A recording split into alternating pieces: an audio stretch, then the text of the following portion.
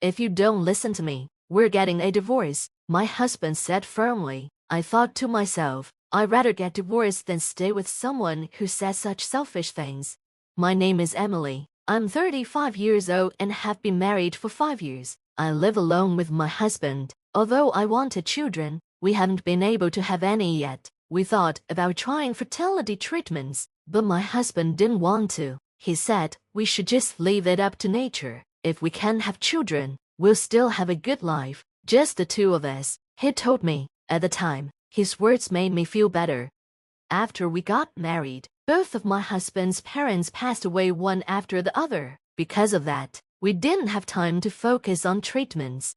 To be honest, my husband is a pretty controlling person. He used to be my senior at work. In front of relatives, he would sometimes call me his foolish wife and scold me harshly if I made a mistake. Since he was my boss before, that power imbalance continued even after we got married.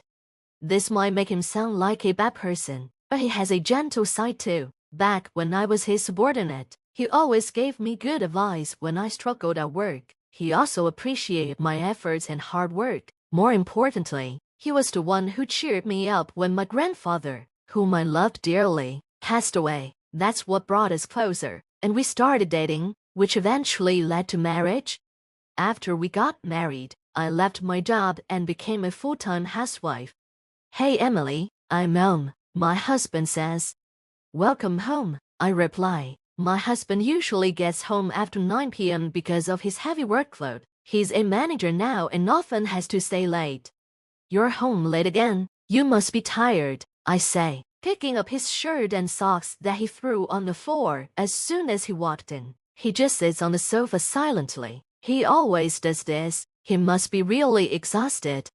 I quickly prepare dinner, and when I finish serving, he starts eating without saying a word. He finishes his meal in about 10 minutes, then heads straight to the bathroom. I get a towel and clean clothes ready for him. Then, I clean up the dishes. After he's done with his bath, he heads straight to the bedroom without saying goodnight.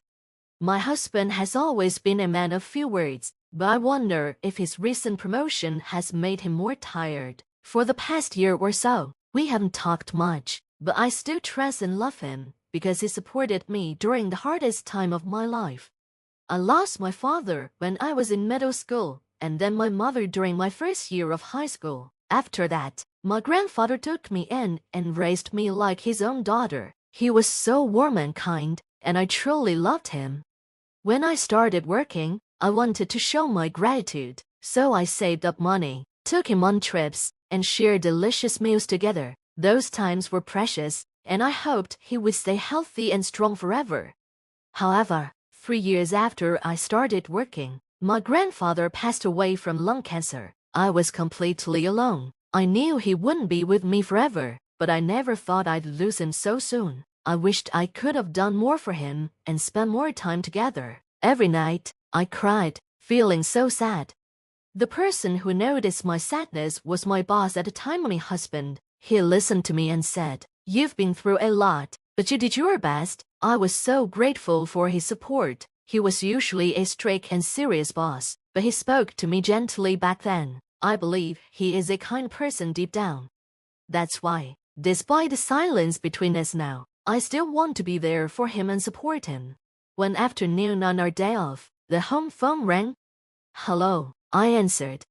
"Hey, Emily, it's me," said the caller. It was my husband's younger brother. "Oh, long time no see. What's up?" I asked. "I need to talk to my brother. Is he around?" "Sure, hold on," I said. I turned to my husband, who was relaxing in the living room. "You have a phone call," I called out, but as expected, he didn't reply. He just quietly picked up the phone. "Hello. Hey, how are you? What's going on?" His face, which looked tired just a second ago, suddenly lit up with a smile as he talked to his brother. My brother-in-law is 15 years younger than my husband, and because of this big age gap, my husband treats him almost like a child. I heard that my brother-in-law is happily married to his beautiful wife, whom he married 2 years ago, but I wondered what the call was about. "Is that so? Are you okay?" My husband's voice turned serious. I couldn't help but feel curious. What's going on? Well, if you're ever in trouble, just let me know. Okay, I'm your big brother, after all, he said and hung up. What happened? Is something wrong? I asked. It's my brother. He got laid off. What? Laid off? I was shocked. I never thought something like this would happen. Yeah, I knew his company was having trouble, but I didn't think he'd lose his job. My husband set it down, looking upset. I was just as surprised. My brother-in-law is very different from my husband's gentle, calm, and always humble. He treats me with respect and even stands up for me. When my husband says rude things in front of our relatives, he would defend me by saying, "Bro, that's not fair to Emily," and he would always apologize. "Sorry, Emily, for my brother's behavior." His wife is just as kind, and I always thought they made a great couple, and now he's been laid off. I started thinking about what I could do to help my brother-in-law and his wife. I wanted to support them, even if it was just a little. Hey, isn't there something we can do to help? I asked my husband. He shot me a sharp look. What do you mean by that? Well, I was just thinking, can we do something to make your brother feel a little better? My husband sighed deeply. You really don't get it. You've never been out in the real world, so you wouldn't understand. He's going through a really tough time right now. Outsiders shouldn't butt in. His harsh attitude took me by surprise. I was only trying to help, but it seemed I had upset him. Outsider, but I'm family too, aren't I? I asked, almost pleading. Family, you're my wife, not my brothers. You're just an outsider, he snapped. His words felt like a knife to my heart. I'd never seen him act this aggressive before. I knew his brother's layoff must have been a huge shock to him, but there were some things you just shouldn't say. Just don't do anything unnecessary, he added before storming out of the house. After that, he became even more harsh and critical towards me. What's with this meal? Learn from my brother's wife. What did you do all day today? My brother's wife always keeps herself tidy and manages the house perfectly. He kept comparing me to her. I had never seen him act this way before. I wondered what had happened to him. Enough. What on earth is wrong with you? I finally shouted back. Shut up. Everything's a mess because of you, he yelled. His words made no sense. We stopped talking altogether, and the distance between us grew wider and wider. I began to question my whole relationship with him. Then, one morning, my husband started cleaning the house, sorting through our things and filling up garbage bags. He was throwing away a lot of stuff. I didn't know what he was up to, but since we hadn't been on speaking terms lately, I didn't ask. But then, unexpectedly, he spoke to me. Hey, what are you doing? You should start packing too, he said. Ah, packing? For what? We're moving out. I'm giving this house to my brother and his wife. What? What are you talking about? I was stunned.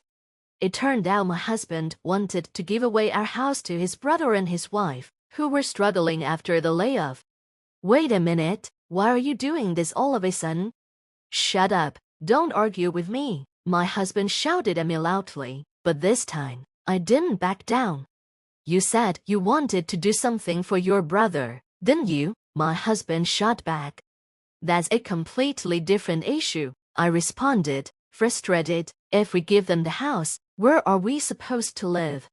We'll figure that out later. My brother is in trouble right now, and as his older brother, I need to help him, he insisted, moving the conversation along on his own terms. To begin with, my brother-in-law wasn't the type to kick us out and move in brazenly. So why was my husband acting like this? As I looked at him suspiciously, he handed me something. If all you're going to do is argue, then you're of no use to me anymore. We're getting a divorce. Get out of here right now, he declared, tossing divorce papers at me already filled out. I was stunned. I couldn't believe he was proposing a divorce out of nowhere, but oddly enough, it felt strangely appropriate. Maybe this was for the best. I picked up the papers from the floor and signed them without saying a word. My husband watched me with a triumphant smile, his expression almost comical. When I finished, I turned to him. This house isn't yours, is it? Ah. This house and the land were my grandfather's. They were passed down to me, remember? Now it was his turn to be stunned. If it's in my name, how are you planning to give it away? I asked, pressing him. No, I mean, he stammered, completely flustered. Did you forget that you moved in before we got married because you thought it was a waste to pay rent? I've been paying the property taxes every year. You haven't given me a penny. That is, well, it doesn't matter anymore. Once these papers are filed, our divorce will be finalized. We'll be strangers. Wait a minute, Emily, let's calm down. Calm down, that's my line. You're handing me divorce papers like it's nothing. How selfish can you be? I unleashed all my pent-up frustration. I had loved my husband and thought he loved me too, but maybe I was wrong all along. Emily, wait, this is a misunderstanding. Let's talk. Talk about what? You were the one who brought up divorce first. I've had enough. I carefully put away the completed divorce papers. It's a holiday today, but I'll submit them first thing tomorrow morning. My husband just lay on the floor, muttering, No, this can't be. This is my house, I said coldly. Please leave immediately. Once the papers are filed, we'll be strangers. I can't live under the same roof with a stranger.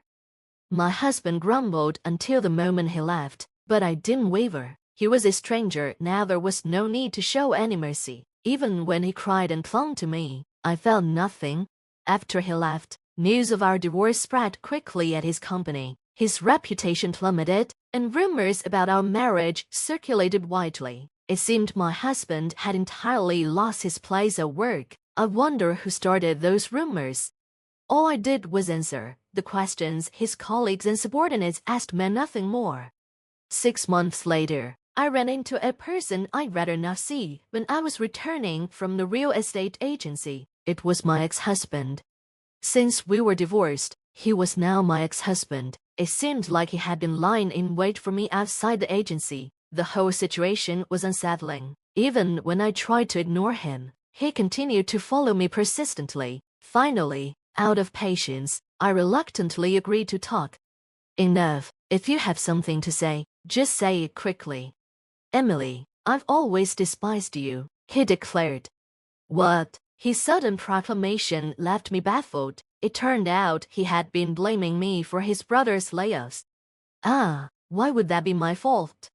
Ever since we got married, bad things just kept happening, he insisted. Indeed, after we got married, unfortunate events like his parents passing away and his own injury did occur. But his father was already hospitalized before we got married, and his mother had always been frail. His injury, on the other hand, was due to his own drunken clumsiness, tripped over a curb and broke his wrist. Still, in his mind, it seemed like I was the person responsible for all the misfortune. So, you think I caused all the misfortune, and that's why you hated me? I always thought you were just a bit awkward, but you were actually despising me, I asked, thoroughly exasperated. He just kept blaming everyone else without taking any responsibility. There was no basis for his accusations. I couldn't believe someone like him managed to be a supervisor at his company. I began to worry about his subordinates, fearing they might be unjustly criticized for no reason.